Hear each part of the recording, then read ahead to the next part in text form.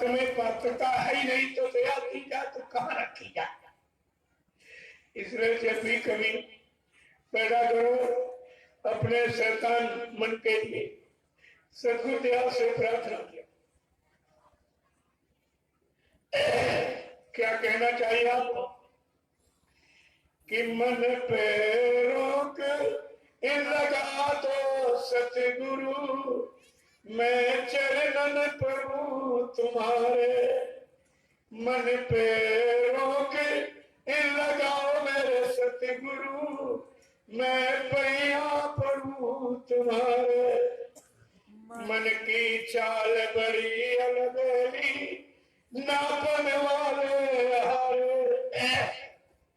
प्रेमियों, अभी विज्ञान ने इतनी सूक्ष्म गति का कोई यान नहीं तैयार किया। मन के मुकाबले में मन 1 मिनट में दिल्ली, बॉम्बे, कलकत्ता घूम के वापिस आ जाता। इतनी सूक्ष्म गति का कोई यान नहीं, जिसकी इतनी बड़ी रफ्तार, भागदौड़, ऐसी गति, उस पर कंट्रोल नियंत्रण करना यह जीव के बस की बात नहीं है। तो आपको क्या कहना चाहिए मालिक से कि मन की चाल बड़ी अलबेली, नापन वाले हारे। की का मोटर ये कौन चलावे, ये हेलीकॉप्टर हारे। मन पे रोक लगाओ मेरे सतगुरु, मैं चरणन प्रभु तुम्हारे। मन पे रोक लगाओ मेरे सतगुरु, मैं पैया प्रभु तुम्हारे। मन को कोई रोक नहीं सकता बिन सतगुरु तुम्हारे। मन को कोई रोक नहीं सकता बिन सतगुरु तुम्हारे। ऋषि मुनि योगी सन्यासी ये कोटि ये तनकर हारे। मन पे रोक लगाओ मेरे सतगुरु, मैं चरणन प्रभु तुम्हारे। सुतदारा परिवार कुटुंबी नरके अग्नि में डाले। सुतदारा परिवार कुटुंबी नरके अग्नि में डाले। और आप कहते हो ये मेरे है मेरे। जब माँ के पेट से हम आप नंगे और अकेले ही पैदा हुए थे, न कपड़ा लेके आए, न मकान दुकान जमीन लेके, न पद पत्री बाल बच्चे लेकर, न रुपया पैसा सोना चांदी, न कोई जात बिरादरी लेके आप पैदा हुए। आप नंगे आए और अकेले, ये आपकी आने की पहचान है और जाने की भी यही पहचान होगी। यहाँ सब सामान रखवा लिया जाएगा और नंगा करके फिर आपको यहाँ से भेज दिया जाएगा। सुई की नोक के बराबर कोई सामान आज लेके नहीं जा सकते। जब तुम्हारे साथ कुछ नहीं जाएगा तो ये झूठ, छलकपट, बेईमानी और धोखाधड़ी, ये मारकाट, हिंसा, ये चोरी, डकैती, बलात्कार, ये किसके लिए आप करती? यही गुनाहों का गट्ठर जो अपने सिर पे बांध के रखा है और इसी गट्ठर के भुगतान को कराने के लिए वो 4,84,00,000 नरकों की योनियों में बार बार आपको जन्म मरण के चक्कर में भेजता रहेगा। और ये जन्म मरण का चक्कर खत्म होने वाला है। जब ये खत्म नहीं होगा तो ये जीवात्मा बेचारी कभी जा ही नहीं पाएगा। फिर ये अपने घर कैसे पहुंचेगी? इसी स्थित परिस्थिति को देखकर सदगुरु दयाल ने यह सत्संग जारी किया। अब मैंने आपसे कहा था कि आपको प्योर आध्यात्मिक सत्संग, निर्मल चेतन, रूहानियत की जा देने वाला और अंदरूनी अंतर्मुखी सत्संग आपको सुनाऊंगा। प्रेमियों, आप पहले समझ लो, ये संत महापुरुषों को इस मृत लोक मंडल में सत्संग क्यों जारी करना, क्यों सत्संग सुनाना पड़ा? यहाँ तो 3 युगों से कथा वार्ता सुनाई जा रही थी और शरीर इंद्रियों से पूजा पाठ और तीर्थ हवन जब गंगा स्नान कराया जा लेकिन जीवात्मा इनसे जगती नहीं है। ये तो मन जगता है। जब मन जगेगा भोगों की तरफ भगेगा। और जब नाम की युक्ति संत महापुरुषों ने आके दी कि नाम की युक्ति से जीवात्मा जगेगी, अपने घर की तरफ भगेगी, वो उधर की तरफ भगेगी और मन इधर की तरफ भगेगा। ये दोनों के लिए उन्होंने सत्संग जारी किया कि पहले इसे सुन लीजिए आप, और किसी ने आपको आज तक सुनाया भी नहीं होगा। यह सत्संग क्यों जारी किया, संत महापुरुषों का इस भारत भूमि पर क्यों आना हुआ और जीवों को सत्संग सुना कर क्यों खड़ा करना पड़ा, इनकी जीवात्मा को जगाना, परमात्मा से मिलाना, इसके लिए ये नामदान क्यों देना पड़ा, ये सब जानकारी का विषय है। प्रेमियों, आप सुन लीजिए बड़े ध्यान से सुनिए। एक बार जीवात्मा के अंदर इच्छा उठी। इच्छा बगैर मालिक के प्रेरणा से नहीं हो सकती, वो उन्हीं की मौज मर्जी से। जब उसकी सत्ता के बगैर पत्ता नहीं हिल सकता तो जीवात्माओं के अंदर इच्छा कैसे होती? ये उन्हीं की मौज मर्जी, क्योंकि वो कलयुग का इतिहास बनाना चाहते हैं और जीवात्मा को मृत्युलोक से सत्यलोक तक की सारा मुकाम मंडलों की जानकारी कराना चाहते हैं। इसके लिए उन्होंने ये मोच किया कि जीवात्माओं के अंदर एक प्रेरणा, एक जिज्ञासा, एक प्रेरणा उनके अंदर पैदा करती। जीवात्मा बार बार कह रही, मालिक एक बार हमको नीचे के लोकों में भेज दीजिए। ये जीवात्मा सबसे ऊपर के लोग सतलोक सचखंड अनामी धाम प्रभु धाम में बैठी थी। ये सोचती थी शायद नीचे इससे कुछ अच्छा हो, इसीलिए ये इच्छा लेकर कह रही भेज दीजिए आप। सतपुरुष ने बहुत समझाया कि देख पागल मत बन, सबसे नीचे काल माया का देश है, वो सबसे ज्यादा खराब, वहाँ पाप और पुण्य है, वहाँ बड़ी गंदगी कर्मों की है, लड़ाई और झगड़े की है, और जन्म और मरण भी है, वहाँ झूठ और सत्य भी है, यानी मतलब बहुत खराब। लेकिन इतनी मजबूत प्रेरणा भक्ति थी, बार बार कह रही है जीवात्मा, नहीं मालिक एक बार मौज कर दीजिए, मुझे नीको लोगों नीचे के लोगों की सैर करने के लिए आपको भेज दीजिए। कहा ठीक, अगर तुम्हारी ऐसी इच्छा है तो सतपुरुष ने कहा ले ये नाम डोर शब्द डोर को पकड़, इसी को नाम दान कहते हैं। ये नाम जीवात्मा का आधार है, बगैर नाम के जीवात्माएं न रह सकती न चल फिर सकती। तो सतपुरुष ने कहा ले ये नाम डोर शब्द डोर को पकड़ ली, देख इसको मजबूती से पकड़े रहना, किसी के बहकावे भरमावे में मत आना। अगर किसी के बहकाने भरमाने पर और तूने ये नाम डोर अगर छोड़ दी तो सबसे नीचे काल माया का देश, जो अपनी पाप पुण्य कर्मों की मिलोनी रचना में तुम सब जीवात्माओं को फंसा लेगा, फिर तुम वापिस अपने घर कभी नहीं आ सकते। ऐसे नहीं समझा बुझा के भेजा। जब जीवात्मा को सतपुरुष ने नांदोर सतलोक पकड़ा दिया और जब सतलोक के नीचे उतारा, हम सब जीवात्माओं को सतपुरुष ने जब सतलोक के नीचे उतारा, सतलोक में जीवात्मा खटाखट भरी, वहां कोई जिन शरीर की जरूरत नहीं, वो जीवात्माओं का ही देश है। लेकिन सतलोक के नीचे जब किसी लोक में जीवात्मा को उतारा भेजा जाएगा तो बिना शरीर के जीवात्मा रह नहीं सकती, भाई नंगी थोड़ी उतार दी जाएगी। जब सतलोक के नीचे उतारा सतपुरुष ने हम सब जीवात्माओं को, तो सतलोक के नीचे है कारण लोक, जो पांच तत्वों का सब स्पर्श रूप रसगंध, ये पांच तत्वों का कपड़ा पहरा दिया इसे नंगा देखकर। जब सतपुरुष ने हम सब जीवात्माओं को कारण लोक के नीचे उतारा, तो कारण लोक के नीचे है सूक्ष्म लोक, जो नौ तत्वों का सब स्पर्श रूप रसगंध चतुसत्ताकरण मन बुद्धि चित्त और अहंकार, ये नौ तत्वों का कपड़ा पहना दिया। जब सतपुरुष ने हम सब जीवात्माओं को इस सूक्ष्म लोक के नीचे उतारा। सूक्ष्म लोक के नीचे लिंग लोक है, इसी को देवलोक कहते हैं। यह है 17 तत्वों का 10 इंद्रिया, चतुष्टयकरण, सतोगुण तमोगुण रजोगुण, यह 17 तत्वों का कपड़ा पहना दिया।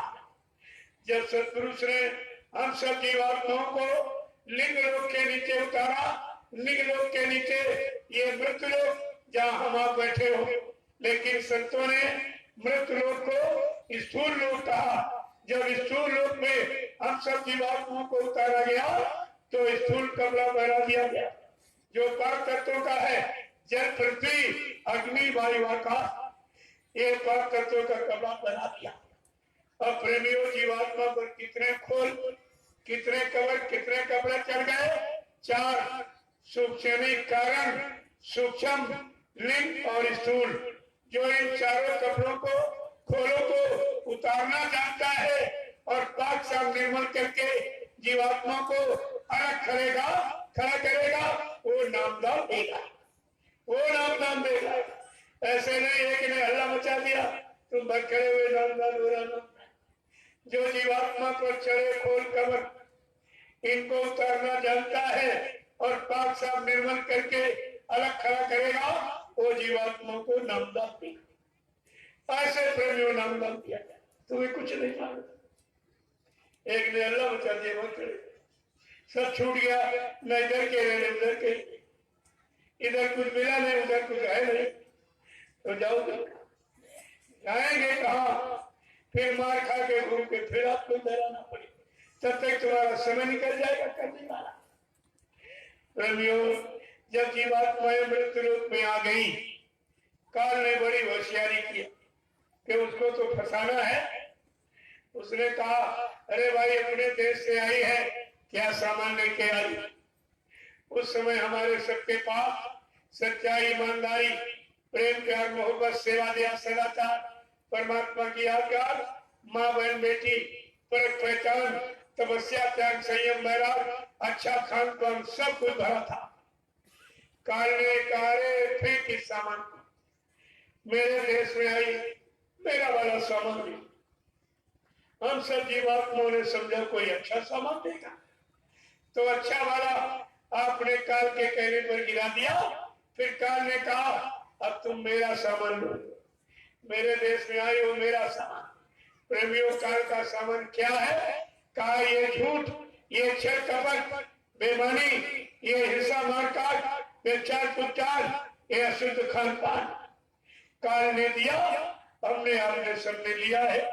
अब एक महापुरुष की तरफ से आवाज उठी है कि कलयुग में कलयुग जाएगा और कलयुग में सतयुग आएगा। प्रेमियों, कैसी आवाज!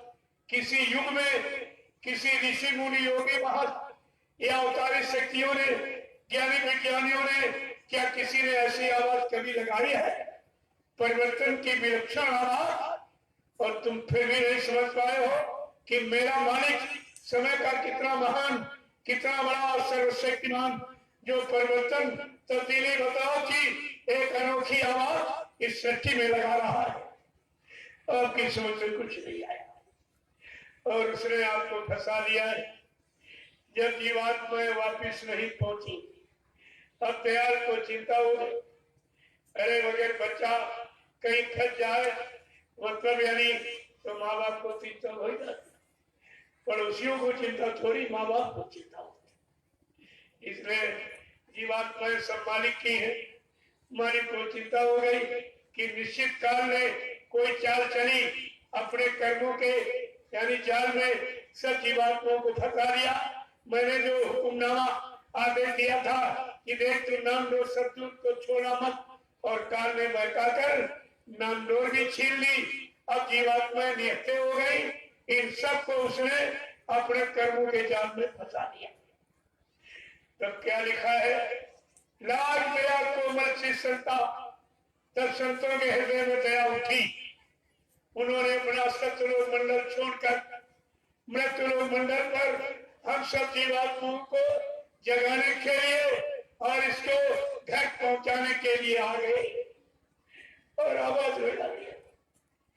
ऐसे चुपके से नहीं, आवाज लगाई। क्या कहा कि हम आए हुए देश से जहां तुम्हारा धाम, तुम सबको घर पहुंचाना। एक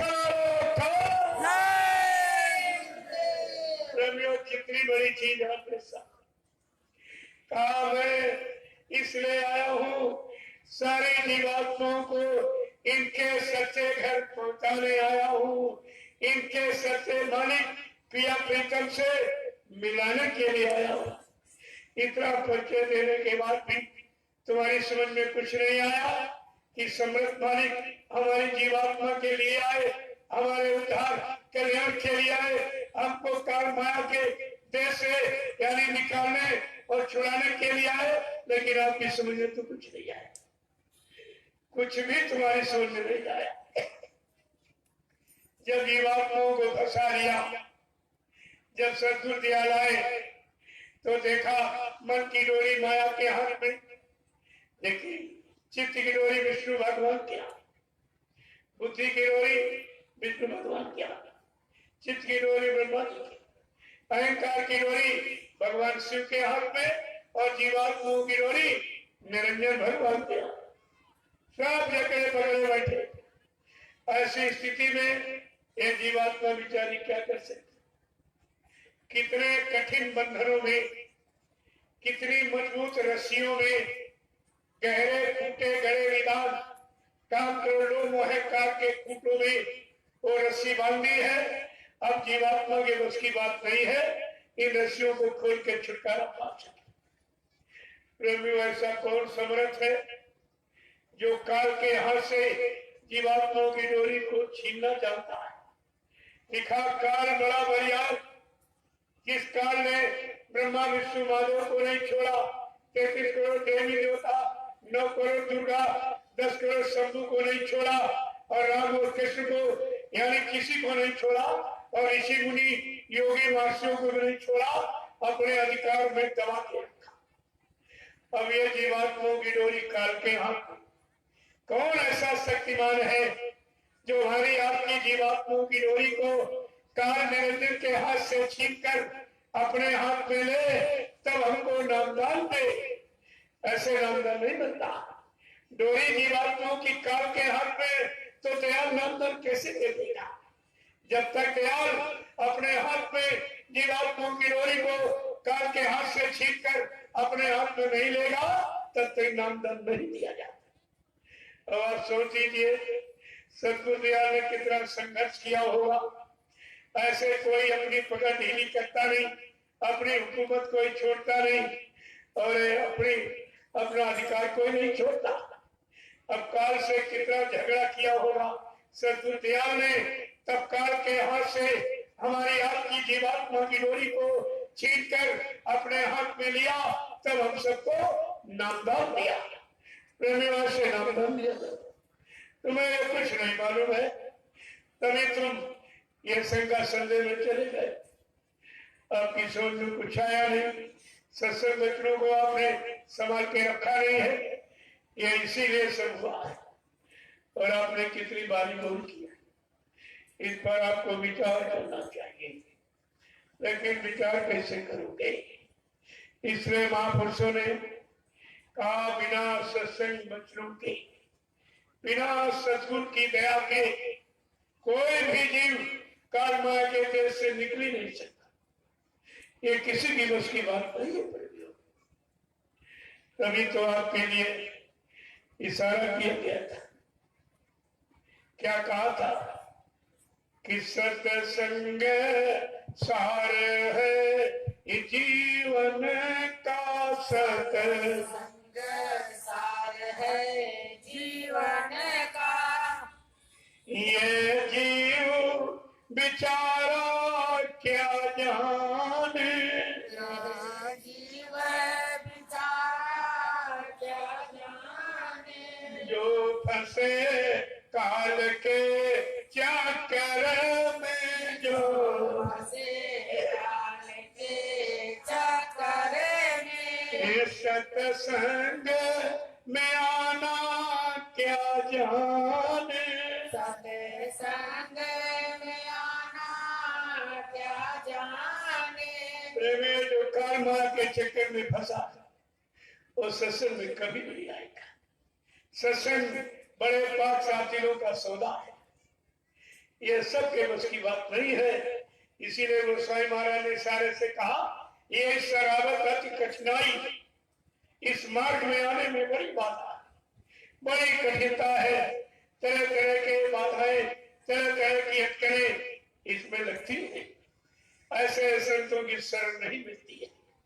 करोड़ों जन्मों की तपस्या, करोड़ों जन्मों के पुण्य, करोड़ों जन्मों की सेवाएं जब जीव के एकत्र हो जाती है और उदय होने का जब वक्त आता है, तब ये पावन घड़ी संत महापुरुषों के दर्शन की और उनके सत्संग वचन सुनने की आपको अपने जीवन में मिलती है। निश्चित आप भाग्यशाली हैं। कोई बहुत बड़ा पुण्य कर्म तुम्हारा जागा है जो बिना बुलाए तुम्हारे गांव में सत्संग हो रहा। अब भी आप नहीं समझ पाए हो, फिर ये अवसर आपको जीवन में कभी नहीं मिलेगा। इसलिए ग्रामवासियों, मैं आपसे एक अपील करूंगा कि आज हमको अपना थोड़ा सा समय दे दीजिए, घर गृहस्थी परिवार से निकाल के, और आपसे कुछ नहीं चाहिए। वैसे तुम्हारा गांव जब से बसा होगा, अगर कोई नेता आया होगा तो चंदा नोट वोट की भीख मांगने आया होगा। अगर दाढ़ी बाल रखकर लाल पीले सफेद कपड़े पहनकर कोई महात्मा शकल में आया होगा, उसने दान दक्षिणा धोती रोटी लंगोटी की भीख मांगी होगी।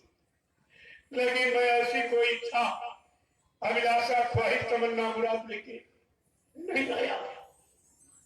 ये संत महापुरुषों का है आत्म कल्याणकारी संदेश। आत्मा का कल्याण कैसे होगा? शरीर की सुख सुविधा शांति के लिए आपको सबने सिखाया कि पूजा करो, पाठ करो, तीर्थ करो, व्रत करो, हवन जप यज्ञ, गंगा स्नान करो। लेकिन जीवात्मा के लिए किसी ने कुछ नहीं बताया। जीवात्मा के लिए कौन सी पूजा? किसी ने बताया तुम्हें आज तक? और जीवात्मा ही शरीर में मुख्य है। जीवात्मा निकल जाएगी, ये शरीर मुर्दा हो जाएगा, 1 मिनट में मुर्दा।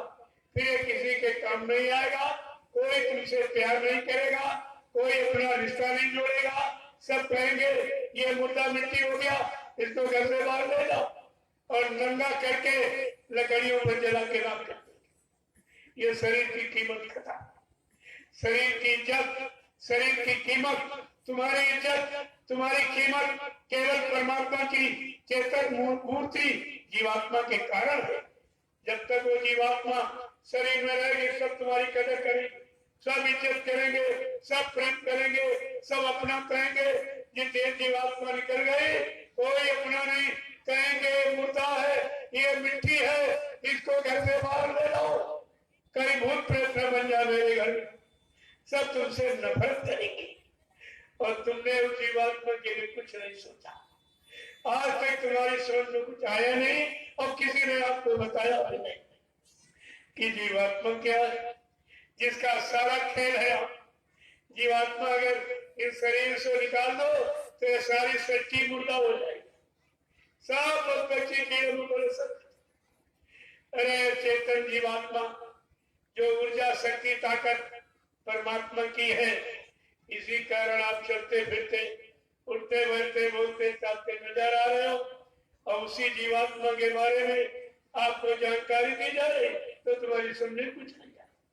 लोग ऐसे कह रहे हैं जैसे किसी पार्क में घूम रहे, जैसे इनके भगवान ने कान ही नहीं दिए, इनकी आंखें नहीं है, इनके बुद्धि नहीं, इनकी कुछ समझ में नहीं आ रहा, न कानों से सुनाई दे रहा, आंखों से दिखाई में नहीं दे रहा। ये क्या हो रहा? और ऐसा काम ये करके दिखाया गया जो धरती पर किसी ने किया नहीं। तुमको किसी ने निमंत्रण दिया कभी? और नाते रिश्तेदार देंगे निमंत्रण, ये तो तुम पहचानते भी तुमको। जो तुम्हारे गांव निमंत्रण देने गए, तुम्हें कोई नहीं पहचान, तुम्हारी कोई जात बिरादरी को नहीं, कोई रिश्ते नातेदारी हाथ नहीं। लेकिन रिश्ता है मानवता का, इंसानियत का, प्रेम प्यार मोहब्बत का, रहम और दया का, इसे रिश्ता कहते हैं। इस रिश्ते के नाते तुम्हारे गांव में गए और तुम्हें निमंत्रण दिया कि चलिए आप, आज तुम्हारा सबका भोजन महाप्रसाद के रूप में भंडारों में तैयार कराया जा रहा। आप उसको खाकर तुम्हारी तमाम बीमारी परेशानी चली जाएगी। क्या ऐसा किसी ने कभी कहा है या कोई किसी ने आपको निमंत्रण देके सम्मान के साथ कभी बुलाया है? और ये ऐसे कह रहे हैं जैसे कि सब्जी भैया इतना काम होने पर और इतना सब देने के बावजूद भी आप भी ये वचन की समझ में नहीं आ रहे, क्योंकि ये वचन सबके लिए नहीं, ये तो उनके लिए है जिनकी जीवात्मा को अपनी बार मानव शरीर में जगना, परमात्मा से मिलना और अपने घर जाना, फिर काल माया के देश में कभी नहीं आना, उनके वास्ते ये वचन हो रही है। और उनको ही बुलावा आया है और वही बुलाए जाते। ये संदेशा भी उन्हीं के लिए आया, लेकिन सुनाया सबको जाता है ताकि कोई ये न कहे कि इन्होंने मतभेद किया, जात पात देखी, छोटा बड़ा गरीब अमीर, पढ़ा लिखा अनपढ़ देखा, हिंदू मुसलमान देखा, स्त्री पुरुष देखा, लेकिन ऐसा कोई मतभेद नहीं है। यहाँ सामूहिक तौर पर और सबके खातक और सबके लाभ और सबके कल्याण का यह संदेश बिना किसी स्वार्थ लोभ लालच के आपको दिया जा रहा। जो पुरानी चर्चा है, कहानी जो सुनाने आता कितना खर्चा लिया, उस चर्चा का कितना खर्चा, कोई भागवत सुनाएगा, कोई गीता सुनाएगा, जो सुना रहा उसने भी कभी नहीं सुना, उसकी आंख का कुछ देखा भी नहीं, सब झूठ कह रहा। और उस चर्चा का कितना बड़ा खर्चा, और ये सत्य की चर्चा जीवात्मा को सत्य में पहुंचाने वाली, और जिस चर्चा का कोई खर्चा नहीं और बदले में आपको खर्चा दिया जा रहा, लेकिन फिर भी तुम्हारी समझ में नहीं आ। तो ये क्या है? ये काल के जीव की पहचान है।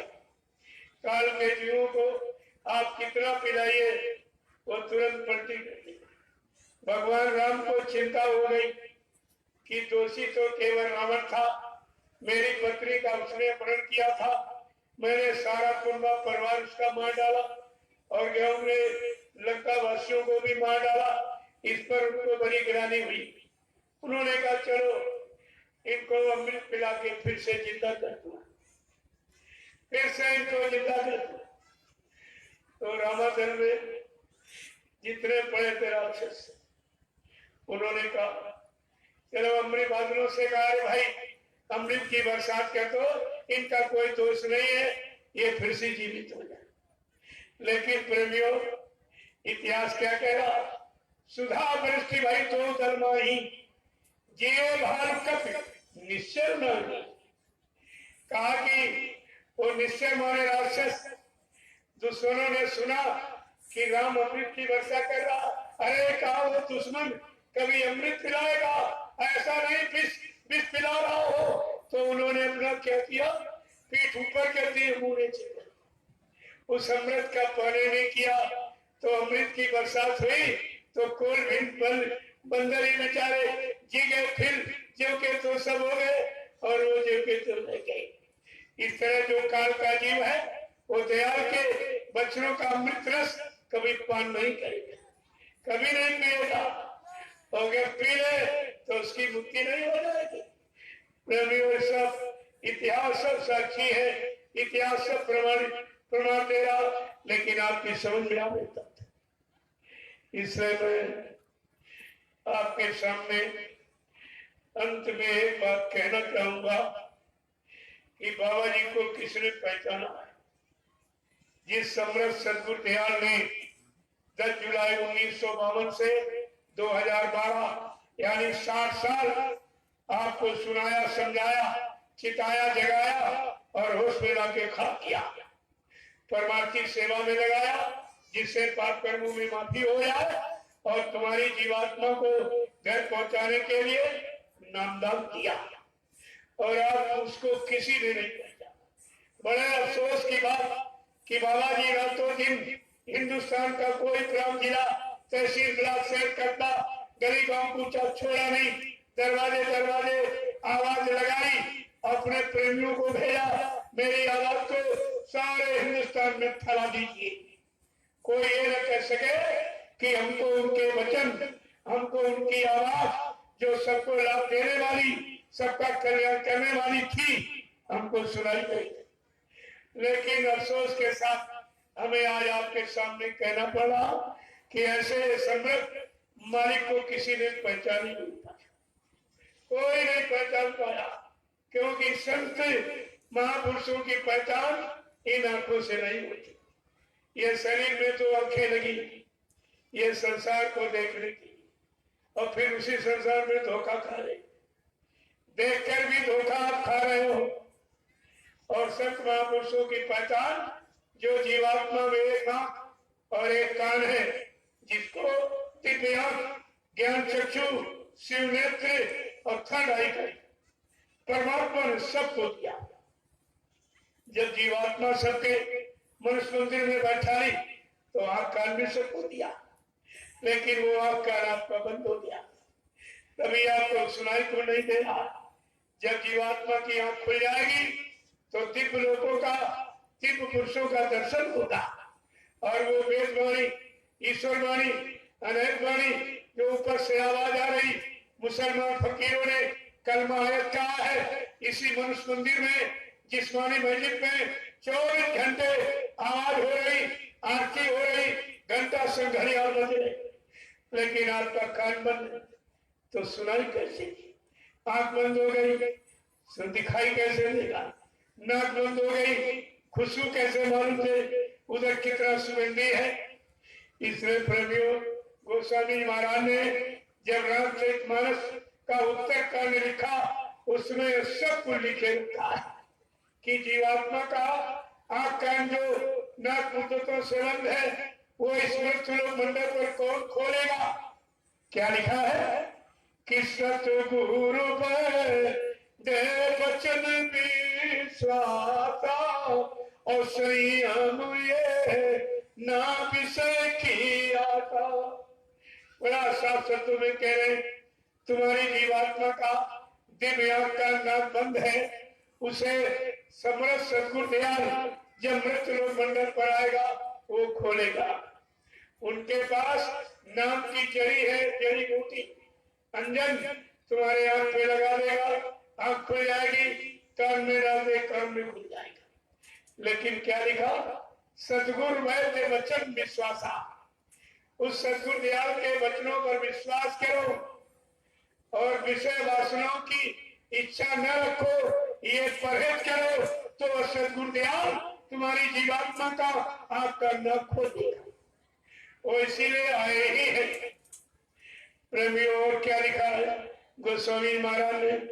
तुम्हारा ये मानव जीवन, जिसको मनुष्य मंदिर देव दुर्लभ मानव तन शरीर कहा है कि देवताओं को भी दुर्लभ ऐसा अनमोल मानव शरीर है, तो इसके सार्थक कौन बनाएगा?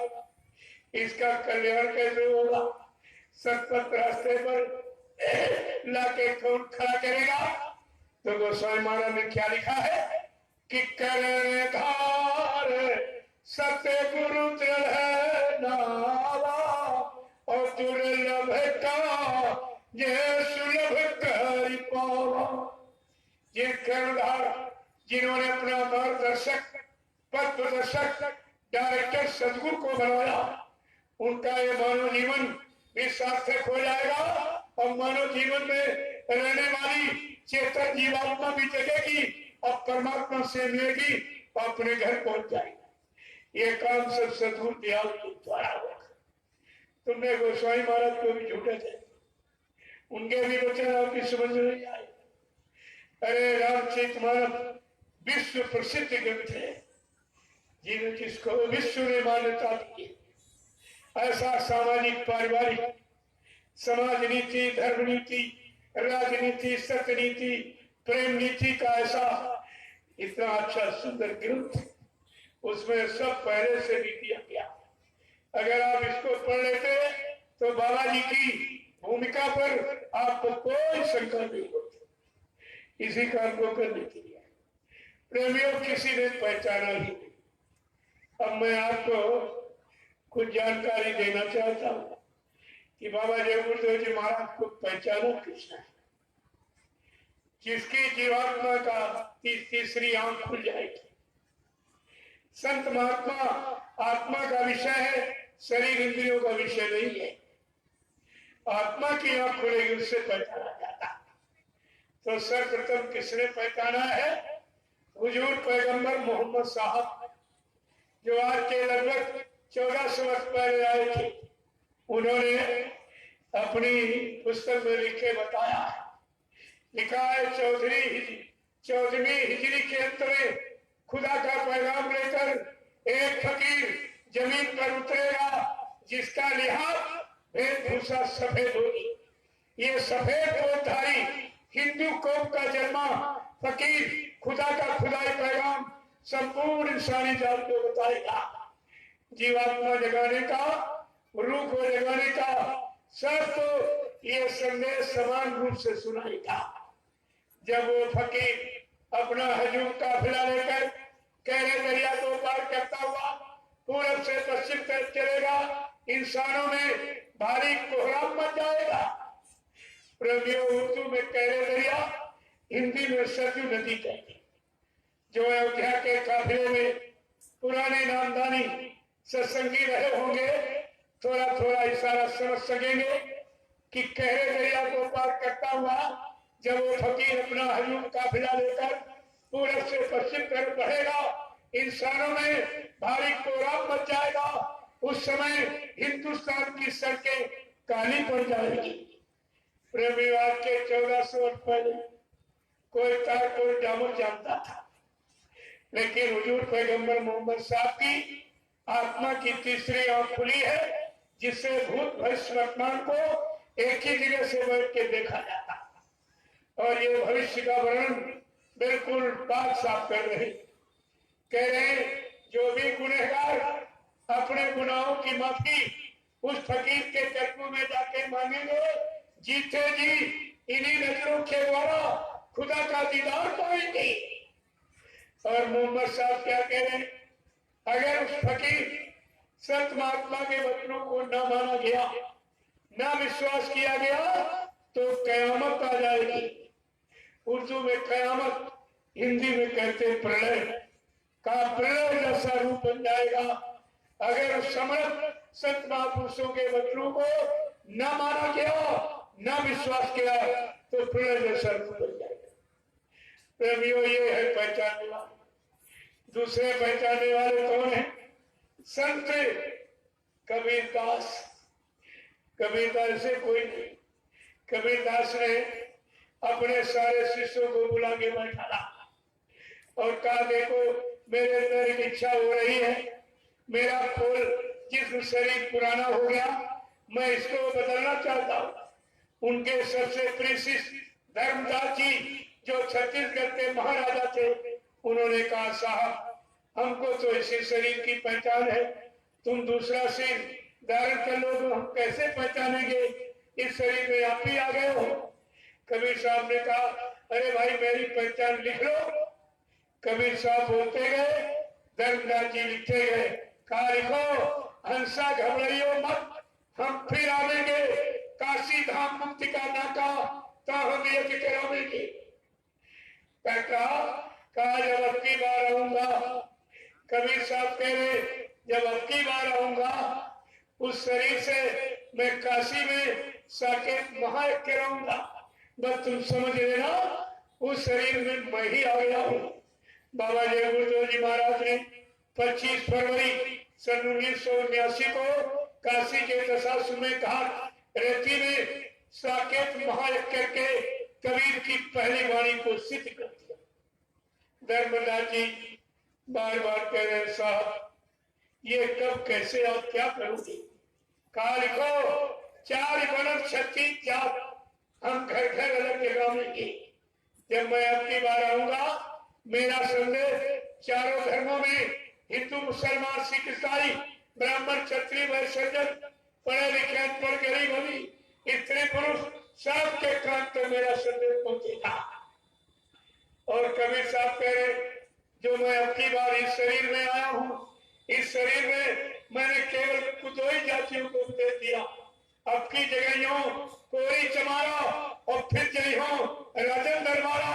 अब की बार केवल कोरी चमार दो जातियों को कबीर साहब पहले मैंने उपदेश किया है, लेकिन अब की बार जब आऊंगा मेरा संदेश राजनीति लोगों के कानों तक पहुंचेगा। बाबा जगदेव जी महाराज ने 24 मार्च 1980 को अहमदाबाद में दूरदर्शी को जन्म देकर विशुद्ध धर्म नीति, विशुद्ध राजनीति का ये सारा संदेश राजनीति लोगों के कानों तक पहुंचा दिया। ये कबीर की दूसरी वाणी सिद्ध कर दिया। धर्मदास जी कह रहे साहब आप किस नाम से प्रचार करोगे, मैं कैसे मानूंगा कि इस शरीर में आप ही आ गए हो। कहा लिखो गुरु नाम का डंका लेके हम शब्द में ढोल बजाएंगे। मैं गुरु नाम से प्रचार करूंगा और शब्द का ज्ञान देकर जीवात्माओं को जगाऊंगा। मैं दोनों काम करने आऊंगा और दो नाम लेके आऊंगा, वर्णात्मक और ध्वन्यात्मक। जय गुरुदेव वर्णात्मक नाम के द्वारा देश दुनिया को गुरु की पहचान कराऊंगा। शारीरिक परेशानी, आपत्ति, बीमारी, झगड़े झंझट को दूर करूंगा और 5 नामों की ध्वनि सुनाकर जीवात्मा को जगाऊंगा और परमात्मा से मिलाऊंगा और उसके घर पहुंचाऊंगा। प्रेमियों सब आपके सामने हो रहा, लेकिन तुम्हारी समझ में आ कुछ नहीं। अरे समापी कोई पर्दे में काम नहीं, सब आपके सामने हो रहा। धर्मदास जी कह रहे साहब आप ये प्रचार कब शुरू कराएंगे। कहा लिखो कोटिन जीव को त्रास देख हम डूबत हर्ष बचाएंगे। जब करोड़ों जीव बेगुना निर्दोष मारे काटे सताए जाएंगे, ये धरती मां खून से लथपथ होने लगेगी, तब मैं शाकाहार का प्रचार करा के हिंदुस्तान में एक विराम लगा दूंगा। ये भी आपके सामने हो रहा, लेकिन तुम्हारी समझ में कुछ नहीं आया, कुछ नहीं समझ पा रहे। सब सामने हो रहा तब आपकी समझ में नहीं हो रहा। प्रेमियों धर्मदास जी कह रहे साहब एक शंका और रह गई है, क्या उस समय के लोग तुमको अपना समर्थ सदगुरु सच्चा मालिक मान लेंगे। कबीर साहब कहते नहीं धर्मदास आप इस समय ही वही हमें पहचानेंगे जो मेरे पुराने जीव जिनको मैंने नाम दान दिया, माला खूटी पर टांग दी, सुमरन ध्यान भजन नहीं किया। जब मैं आवाज लगाऊंगा मेरे पुराने जीव भाग के चले आएंगे, वो मेरी शरण में रुकेंगे। स्वार्थी लोभी लालची ये सब के सामने हो रहा है, कोई चीज पढ़ते नहीं आपके सामने, लेकिन आप समझ में कुछ नहीं आया। ये है पहचानने वाले जिनकी जीवात्मा की तीसरी आंख खुल जाती, वो संत सदगुरु को पहचान लेते, बाकी वो पहचान किसी के पास। तीसरे पहचानने वाले कौन है। संत गोस्वामी जी महाराज जिन्होंने रामचरितमानस लिखा, उन्होंने पहचान दी बाबा जी का आगे घोर कलयुग आ रहा है। जब कलयुग के लोग गुरुओं को भूल जाएंगे, संतों को भूल जाएंगे, सदगुरुओं को भूल जाएंगे, तब परम संत सच्चा सतलोक निवासी मालिक रूहों पर रहम करने के लिए इस मृत्युलोक मंडल पर खुद आ जाएगा। प्रेमियों मालिक खुद आया हुआ, तुम गुरु के चक्कर में बैठे। ये परिवर्तन करना और कलयुग भगाना और सचिव लाना गुरु का काम है। क्या किसी युग में किसी गुरु ने एक काम किया या ऐसी आवाज किसी गुरु ने लगाई, ये आपको समझना चाहिए। मालिक खुद आया हुआ। गोस्वामी महाराज ने स्पष्ट परिचय दिया है, जब वो मालिक इस मृत्युलोक मंडल पर आएगा तो जीवों को कौन सा लाभ देगा। क्या लिखा उत्तर का नहीं। किसन मुख की वह हो जब क्या प्रमाण दे रहे गोस्वामी महाराज कि जब सम्राट मालिक आएगा जीवों पर कैसे दया करेगा। किसन मुख की वह हो जब ही और जन्म कोटि अज्ञास हो तबही। क्या करेगा? कहा जब जीव मेरे सन्मुख आके खड़ा हो जाएगा, अपनी दया की दृष्टि डालकर उसके अनंत जन्मों के पापों को क्षय कर दूंगा। प्रेमियों, ये काम तुम्हारा कोई कर सकता है? किसी के पास दया दृष्टि है, वो दृष्टि डालकर तुम्हारे अनंत जन्मों के पापों को कोई खत्म कर सकता है? ऐसे बात पर विचार करना चाहिए, लेकिन तुम्हारी समझ में कुछ भी नहीं आया, कुछ भी नहीं आया। चौथे पहचान कृष्ण की जन्मभूमि देखने गया। जब वहां पे वापिस लौटा तो रास्ता वही है, आगरा दिल्ली बाईपास रोड, मथुरा मधुबन, जहां पर बाबा जय गुरुदेव जी महाराज ने इन गरीबों की खून पसीने के कमाई से नाम योग साधना मंदिर का निर्माण किया। जब वो अंग्रेज मंदिर के पास पहुंचा, नाम योग साधना मंदिर तो हिंदी में लिखा था, वो अंग्रेज का बेचारा नहीं पढ़ पाया, लेकिन मंदिर की चोटी पर क्या लिखा? जय गुरुदेव टेम्पल। अपनी भाषा का शब्द पढ़कर उसके असर की सीमा टूट गई।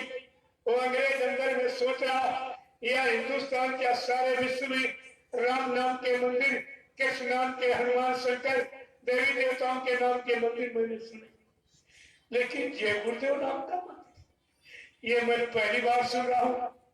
जिसको बाबा जी ने खुद कहा, बच्चा ये विश्व की प्रथम इमारत, अभी मंदिर का 7 आने काम हुआ, 9 आने काम बाकी। जिस दिन पूरा मंदिर बनके तैयार हो जाएगा, इसका मेन गेट दरवाजा 21 गुम्बद का होगा, जिसको विश्व के लोग देखने आएंगे। और बाबा जी ने क्या कहा? इसी मंदिर मथुरा परिषद में मैं हेलीकॉप्टरों का ताका लगा के दिखा दूंगा। विदेशी आएंगे, इस जमीन को सीधा प्रणाम करेंगे, चरण रस को मस्तक पर लगाएंगे और प्रसाद समझ के मुंह में डालेंगे और रुमाल में बांधकर अपने देश से जाएंगे। क्या प्रेमियों, ये सब काम हो गया है या और कोई इस काम को कर सकता है? जो आप कह रहे हो बाबा जी चले गए, फिर ये काम करके दिखाएगा। ऐसा कौन सृष्टि में है जो मथुरा मंदिर परिषद में हेलीकॉप्टरों का तांता लगा के दिखाएगा? और आप सब भूल गए, बाबा जी ने भी कहा था, ये मंदिर मेरे गुरु महाराज का है, यहाँ मेरा कोई चिन्ह मत बनाना, मेरा इसमें कोई बाल भी मत रखना, ये मेरे गुरु महाराज का मेरा यहाँ कोई चिन्ह मत रखना। इन लोगों ने क्या किया? वहीं पर समाधि बनानी शुरू कर। सरकार ने पूछा, भाई जिंदे में समाधि बंदी की मरने के बाद। यहाँ तो तमाम दिल्ली में आते प्रेमी कहते मेरे गुरु जीवित है।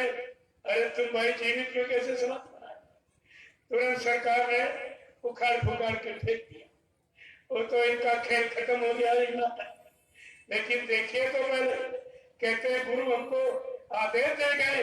अरे गुरु ने तो ये सामूहिक आदेश में कहा कि ये मेरे गुरु महाराज का मंदिर, यहाँ मेरा कोई चिन्ह नहीं बनाना, इसमें मेरा कोई चित्र भी मत रखना, यहाँ तो मना किया। और इन लोगों ने वहीं पर समाधि बनानी शुरू। देखिए तो पहले, यानी गुरु का अपमान और दादा गुरु का भी अपमान, इन्होंने दो महापुरुषों का अपमान किया, आदेश का खंडन किया है। इनकी सजा को कौन माफ कर देगा? आपको ये सब विचार करके रखना चाहिए। उस अंग्रेज ने गाड़ी खड़ी कर दी, मंदिर के अंदर गया हुआ। जब अंदर गया तो उसने, अब वो अंग्रेज था, बाबा जी ने हर लैंग्वेज का लिटरेचर, हर भाषा का साहित्य पहले रखवा दिया कि मेरे यहाँ इस मंदिर में कोई देशी विदेशी आवे, उसको यहाँ की जानकारी मिलने में कोई असुविधा न हो। वो अंग्रेज था, उसने इंग्लिश एडिशन जैसे खोलकर और फर्स्ट पेज पढ़ा कि साइंस ऑफ सोल, आत्मा का विज्ञान, उसके आश्चर्य की दूसरी सीमा टूट गई। अंदर में सोच रहा कि हिंदुस्तान के सारे विश्व में आज तक जितने ज्ञानी विज्ञानी वैज्ञानिक आए सबने शरीर के विज्ञान की बात कही, लेकिन ये कैसा अनोखा समृद्ध महापुरुष जो आत्मा के विज्ञान की बात कर रहा, साइंस ऑफ सोल, सोल को गॉड से मिलाने वाला सिर्फ यही बैठा है, खुदा का दीदार कराने वाला आला फकीर यही बैठा है, जीवात्मा को परमात्मा से मिलाने वाला समृद्ध सदगुरु यही बैठा है। ये पढ़कर उस अंग्रेज की आश्रम की श्रीमत बोल गई। जब अपने गुरु साईं बाबा के पास पहुंचा तो वो जिक्र करने लगा, मैं मथुरा से वापस लौट रहा था, रास्ते में जय गुरुदेव टेम्पल सफेद मंदिर मैंने देखा, ऐसा इस नाम का तो मंदिर विश्व में कहीं नहीं है। और जब मैंने उनका लिटरेचर पढ़ा, साइंस ऑफ सोल, आत्मा का विज्ञान, मेरे आश्रम की दूसरी सीमा टूट गई। ये भी काम किसी ने आज तक किसी में यानी वैज्ञानिक में किसी ने ऐसी कोई बात नहीं, आपने कभी नहीं बताया कि बाबा जय गुरुदेव महाराज ये कौन है, क्या है, इनके बारे में आपने जानकारी क्यों नहीं। ऐसे समृद्ध महापुरुष के बारे में आपने जानकारी क्यों नहीं। साईं बाबा चुपचाप बैठे, कुछ नहीं बोल रहे, बार बार वो अपनी भाषा में ओ माय गॉड संबोधन में कह के बार बार पूछ रहा है। साईं बाबा चुपचाप बैठे, यही सोच रहे ये अंग्रेज है, अगर हिंदी में कहूंगा तो इसकी समझ में नहीं आएगा, चलो इसकी बड़ी इच्छा है तो समृद्ध विलक्षण महापुरुष के बारे में चलो कुछ जानकारी दे दो। तो साईं बाबा ने क्या कहा, I cannot say anything about Baba Jai Gurudev. कहा मैं बाबा जय गुरुदेव जी महाराज के बारे में कुछ नहीं कह सकता। क्या कहा साईं बाबा ने, I cannot say anything about Baba Jai Gurudev, I have my limitation so I cannot cross. मेरे बोलने की काम करने की एक सीमा है, मैं सीमा के बाहर न कुछ कह सकता और न कुछ कर सकता। लेकिन बाबा जय गुरुदेव जी Almighty, all powerful is not limitation, वो सर्वशक्तिमान सर्व समर्थ है, असीम पुरुष है, उनकी कोई सीमा नहीं है। प्रेमियों, ये है पहचानने वाले जिनकी जीवात्मा के तीसरी आंख खुल जाता। उन्होंने बाबा जी को पहचाना और पहचान का उन्होंने परिचय दिया। इसीलिए बाबा जी ने हम सबको नाम दान दिया कि जल्दी से नाम की कमाई करो, जीवात्मा की आंख खुल जाएगी, हमारी पहचान हो जाएगी और कान खुल जाएगा, मेरे वचनों की सत्यता तुमको मालूम हो जाएगी, फिर तुमको कोई शंका संदेह भूल भ्रम में फंसा नहीं पाएगा। लेकिन आपने किया कुछ, रवियों देखिए ये कितनी बड़ी। और पांचवें पहचानने वाले कौन है, संत रविदास जी, जो मीराबाई के गुरु थे, आज के हजारों वर्ष पहले आए थे।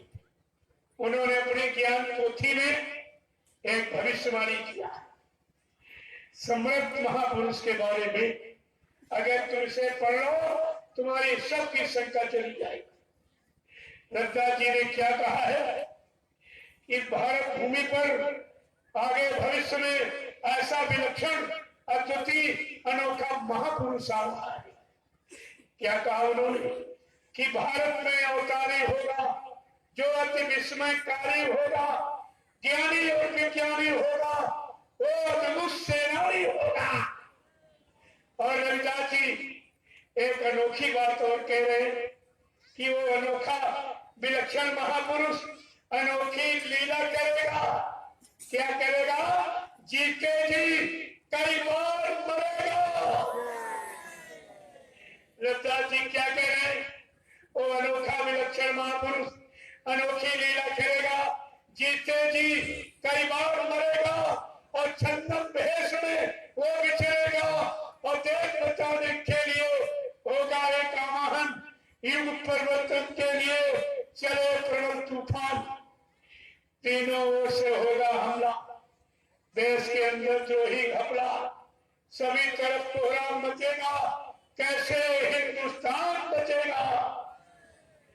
आगे रविदास जी क्या कह रहे हैं, जिनने भारत मां सताई, जिनने इसकी कड़ी लुटाई, नेता मंत्री और अधिकारी, जान बचाना होगा भारी, छोड़ सब मैदान भगेंगे, अपने अपने घर में चुपकेंगे। लेकिन ये सम्राट महापुरुष क्या करेगा? ढूंढ ढूंढ के बदला लेगा, सब हिसाब चुकता कर देगा। प्रेमियों, ये सम्राट महापुरुष क्या करेगा? नेता मंत्री और अधिकारी, इनको जान बचाना होगा भारी, छोड़ सब मैदान भगेंगे, अपने अपने बंगलों में चुपकेंगे। लेकिन महापुरुष क्या करेगा? ढूंढ ढूंढ कर बदला लेगा, सब हिसाब चुकता कर देगा। कोई बचेगा नहीं बचेगा। ऐसे थोड़ी जो विश्व परिवर्तन करने आया है, क्या मथुरा में कैद होकर बैठा रहेगा, परिवर्तन हो जाएगा? जिसको विश्व परिवर्तन करना है वो विश्व का भ्रमण करेगा और विश्व के लोगों को सच्चे रास्ते पर चलाने की शिक्षा देगा। ये सब काम करेगा। प्रेमियों, आगे रविदास जी क्या कह रहे हैं? चीन अरब की धुरी बनेगी, विध्वंसक ताकत उभरेगी, सभी तरफ संगीन लड़ाई, घाटे में होंगे ईसाई। देखो कितनी बड़ी बात। इटली में कोहरा मचेगा, लंदन सागर में डूबेगा, युद्ध तीसरा अति प्रलयकारी जो होगा भारी संहारी। भारत होगा विश्व विजेता, भारत होगा विश्व का नेता, दुनिया का कार्यालय होगा, भारत के न्यायालय होगा। तब सतयुग दर्शन आएगा, संत सुख बरसाएगा। सहेश वर्ष सतयुग लागे और विश्व गुरु बन भारत जाके। ये है रविदास जी की बाणी। अगर मैंने देश के अभी जिले के जिम्मेदारों से कहा कि 2,000 प्रतियां छपवा कर सब प्रेमियों के हाथ में पकड़ा दो, सबकी संकट नहीं जाए। ये जितने लोग लालच ये नाटक कर रहे सब इनका खत्म हो जाएगा। इसको इस बाणी को पढ़ते ही सबकी आंख खुल जाएगी। ये क्या? और ये रविदास जी जो मीराबाई के गुरु थे, हजारों वर्ष पहले इन्होंने भविष्यवाणी अपनी ज्ञान पोथी में लिखी है। रविदास जी ने कहा, जब वो अद्वितीय विलक्षण महापुरुष इस भारत भूमि पर आएगा, उस समय समाज की स्थितियां मानव की यानी नर नारियों के कर्म, उनका खान पान कैसा होगा, ये सब देखिए लिखा उन्होंने। एक बार रविदास ज्ञानी कहने लगे, सुनो अटल कहानी, कलयुग बात साथ सोई, बीते सहज 5-10 दोई। धर्मा में स्वार्थ के काटा, बेटी बेट करे कुल लाला, नशा दिखा में घर में पूरा, मात बहन का पकड़े जूड़ा, अंडा मांस मछलिया खामे, भिक्षा करिए पाप कमामे, जबरन करी है भोग विलासा, और सज्जन बनत हो उदासा। तो क्या कह रहे हैं? उस समय लोग क्या करेंगे? कैसा चरित्र से गिर जाएंगे कि पर नारी को गले लगी है, नारी अति आतंक मचाई है, अपने पति को मार भगई है, पर प्यारे को गले लगाई है, कर्म देख धरती फट गई है, अंबर भी दरारें खाई है, ऐसी भीषण क्रांति की ज्वाला तोड़े कूद पड़े मत भीषण वैचारिक क्रांति का बिगुल बजाता हुआ वो सम्राट महापुरुष कूद पड़ेगा। क्या करेगा? देखिए कि जब देश आज आजाद हो गई है, इसके बाद वो शक्ति जाके छिप गई है। धरी धरो भेष साधु का न्यारा और गुरु नाम का करे बेचारा, गुरु नाम से सब जग जाने, इनको परम पूजित माने। और वो क्या करेंगे? टाट बोरा बरकर वस्त्र सबको पड़ गए हैं, साधन भजन सबसे करवाई है, ऐसा मंदिर एक बनवाई है जो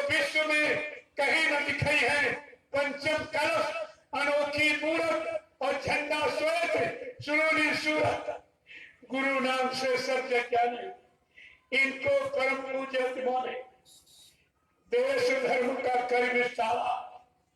देखिए, सत्य पंथ का करें प्रचारा, देश धर्म का कर विस्तारा, करे संगठन वन ब्रह्मचारी, करे संगठन वन ब्रह्मचारी, और उन समाज में कोई हितकारी, अस्करी पूर्ण भय रविदासा, विनय पूर्ण मन प्रेम प्रकाशा।